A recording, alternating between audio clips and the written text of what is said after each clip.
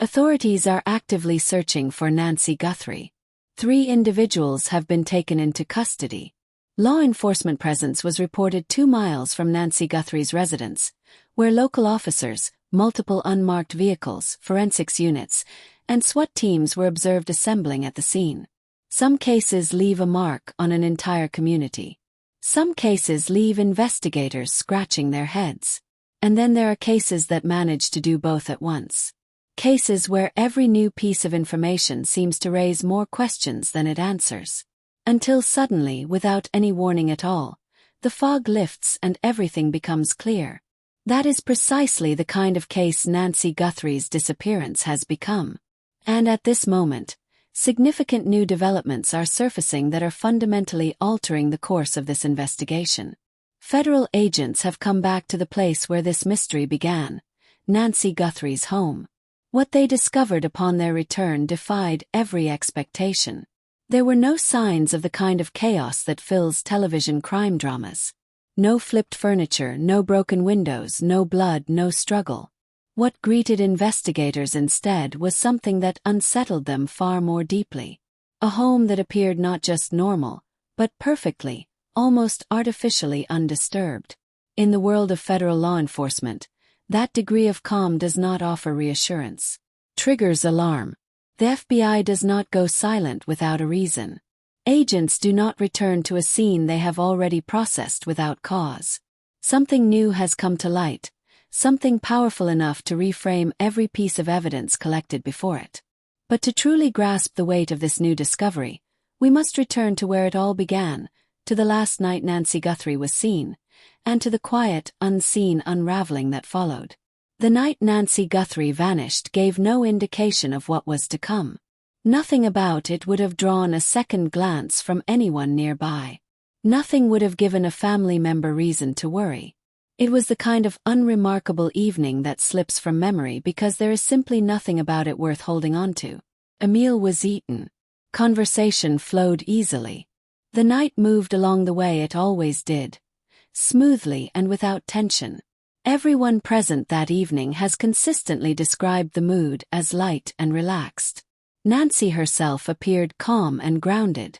There was no anxiety in her manner, no distraction pulling at her attention. She was not acting like someone preparing for something, and she was not acting like someone with any intention of leaving. She was simply there, fully present, at ease and engaged. That same description, offered independently by multiple witnesses in multiple settings, is something investigators have never stopped thinking about. It is confirmed that she was back at her home before 10 o'clock that night. What remains unconfirmed, and deliberately so, is the identity of the person who brought her there. In ordinary missing persons cases, that kind of detail emerges almost immediately. The fact that it is being actively withheld is itself a message to anyone paying attention. Information is only shielded when it matters. The last known person to have been with Nancy Guthrie before she vanished is not a minor detail. That person may hold the key to everything. Once she was inside, the night remained still. No noise, no disturbance, no alarm from any neighbor. The street stayed quiet. And when morning came, Nancy was nowhere to be found. The first time investigators walked into Nancy Guthrie's home, they did not find disorder. They found the opposite. The home was composed, everything precisely where it belonged. No door had been pried open. No window had been broken. Nothing was knocked over, dragged, or thrown. There was not a single physical sign that anything had gone wrong inside those walls. For a missing persons case, this was profoundly strange. Most disappearances leave behind some kind of physical trace. A broken lock points to forced entry. Scattered objects suggest a confrontation took place. Packed bags suggest the person left with intention. Nancy's home offered investigators none of these conventional clues. What it offered instead was something harder to process, and in many ways more disturbing than destruction would have been. An environment completely free of disruption. Investigators are trained to treat a home the way a reader treats a page. Every residence carries traces of its owner's daily rhythms. Where shoes are left at the end of the day. How the kitchen looks after a late evening. whether medication sits where it always sits or has been moved. Taken together, these tiny details build a portrait of what an ordinary night looks like for a specific person. When something falls outside that portrait, even by a small degree, experienced eyes catch it immediately. But there is another version of that instinct that is equally sharp. When a scene is too clean, when it matches the portrait with a precision that real life almost never produces, that registers just as loudly. Because genuine, uninterrupted life is almost never perfectly tidy. What investigators encountered in Nancy's home was a scene that carried the feel of something arranged. Not arranged with menace necessarily, but arranged in a way that the sudden interruption of a real life almost never produces. A voluntary departure would have left evidence of a choice made. Something taken, a lock turned from the inside, some trace of a decision. A forced removal would have left marks of resistance. Yet neither of those signatures was present. What remained was only stillness, and in the absence of everything else, that stillness spoke the loudest of all. Every year, local law enforcement across the country manages thousands of missing persons reports. The overwhelming majority are resolved at the local level and never require federal attention. When the FBI enters a case, especially before the picture has even begun to take shape, it communicates something precise and deliberate. It communicates that the characteristics of the case reach beyond anything a single county or jurisdiction can contain on its own. It communicates that investigators have already identified patterns, structural complexity, or the potential fingerprints of something organized. Federal involvement in Nancy Guthrie's case arrived with unusual speed. That speed is not incidental. The FBI does not reallocate its resources based on instinct alone. Their early arrival meant that someone inside the investigative framework had already spotted connections between this case and something larger.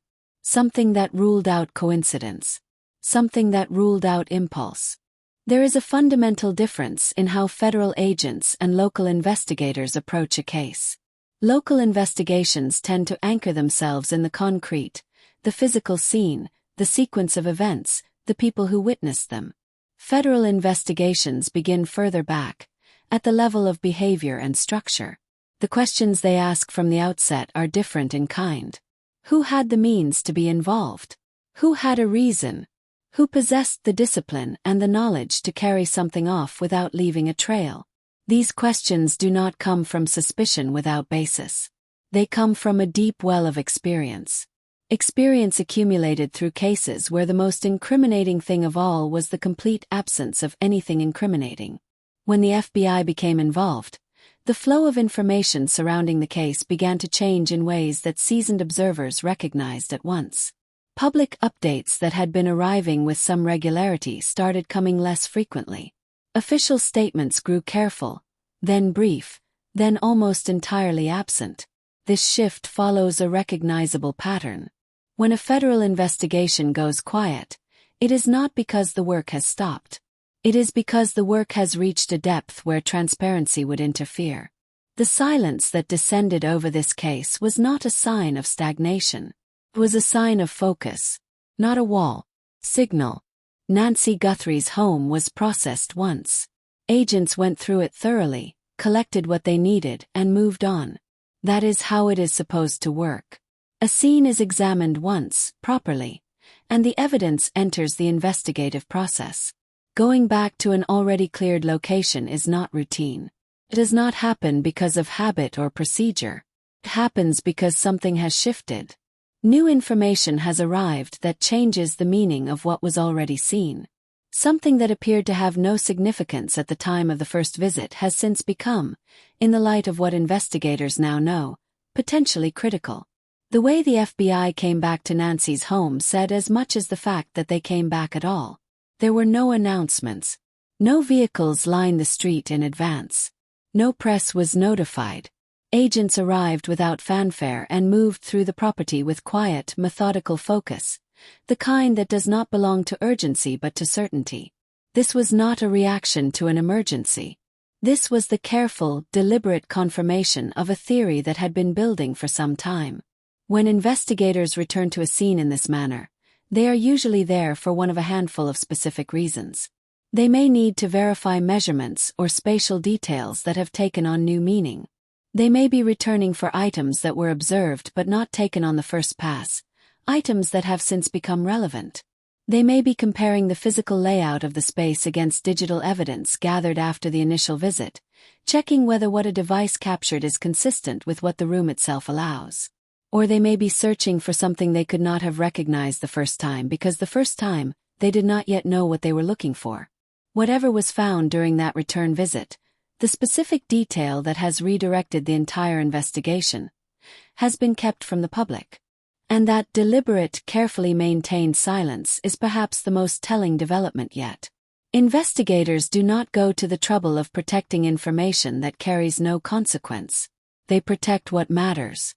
They protect what, if it surfaced too soon, could alert someone who needs to remain unaware, compromise an operation still in progress, or unravel a case being constructed with great precision. The modern home is not the passive, silent space it once appeared to be. Every device inside it, every smartphone, every wireless router, every appliance connected to a network, generates a constant, unbroken record of the life being lived around it. These systems have no loyalties. They make no judgments. They simply capture, mark with a timestamp, and retain. And when that data falls into the hands of federal investigators, it becomes something powerful. A second account of events, running alongside the accounts given by human witnesses, and utterly indifferent to what those witnesses choose to say. Returning to Nancy's home, investigators were not only revisiting the physical space. They were revisiting the digital record embedded within it. Every router keeps a log of which devices were present on the network and when they went offline. Smart appliances, door sensors, thermostats, and voice-activated devices capture behavioral patterns precise enough to reconstruct the events of an evening in fine detail. A sensor that records a door opening at a specific moment. A thermostat that detects a temperature shift consistent with a door left open. A phone that stops transmitting at a particular time and does not appear again. None of these data points can be talked out of what they recorded. They hold no allegiance to any version of events. That is what makes them so valuable to investigators. They cannot be rehearsed. They cannot be influenced by fear, loyalty, or the passage of time. They exist independently of human memory and human motivation.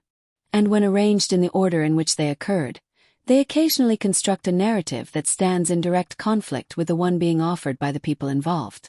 That gap, between what someone claims took place and what the technology silently recorded, is frequently where federal investigations find the ground firm enough to stand on. In Nancy's case, investigators have spent considerable effort reconstructing those final hours through exactly this lens of digital precision. The objective is not only to establish her location. It is to trace the full sequence of choices made in the period leading up to her disappearance, both hers and potentially those of someone else entirely. Was there any communication in the hours beforehand that pointed toward something being arranged? Were there behavioral shifts in the days prior that broke from her established patterns? Was there a device somewhere in or near that home that captured something which seemed meaningless on its own but becomes significant when placed in context? Those are the questions that drew investigators back. Those are the questions that have kept this case alive even while the public has been left largely in the dark. Following the initial wave of the investigation, law enforcement officers were observed arriving at the home of one of Nancy's relatives late at night. They stayed for several hours. No statement followed. No explanation was extended to anyone watching. Through the windows, lights were visible, and officers moved through the home with a steady, unhurried, methodical rhythm. To anyone watching from outside, the scene offered little clarity. To anyone who understands how investigations operate, it communicated a great deal. Evening and late-night activity in an active federal investigation is not performed for effect. It is not designed to send messages or create atmosphere. It happens because the investigation demands it at that hour. Because the timeline requires a conversation or a collection to happen then and not later. Because the right person is available at that moment. Because something learned earlier in the day has opened a narrow window that must be entered before it closes. The time on the clock reflects nothing about the emotional intensity of what is happening. It reflects only what the work requires. The fact that investigators found themselves at a relative's home carries weight on its own. Investigations do not drift. They follow the direction that evidence points. When digital data, physical evidence, or testimony leads toward a specific person or location, that person and location become part of the investigation. That does not place guilt on anyone. It establishes connection. And in a case that has offered so few clear answers, any thread of genuine connection is worth following to its end. What was said or gathered inside that home during that late-night visit remains unknown to the public. It is possible it always will. But the visit itself is not without meaning. It tells us that this investigation has evolved. It is no longer sweeping broadly across the landscape of possibility. It has narrowed, focused, and begun to move with the kind of precision that only comes when investigators are no longer searching for a direction. They have found one, and they are following it.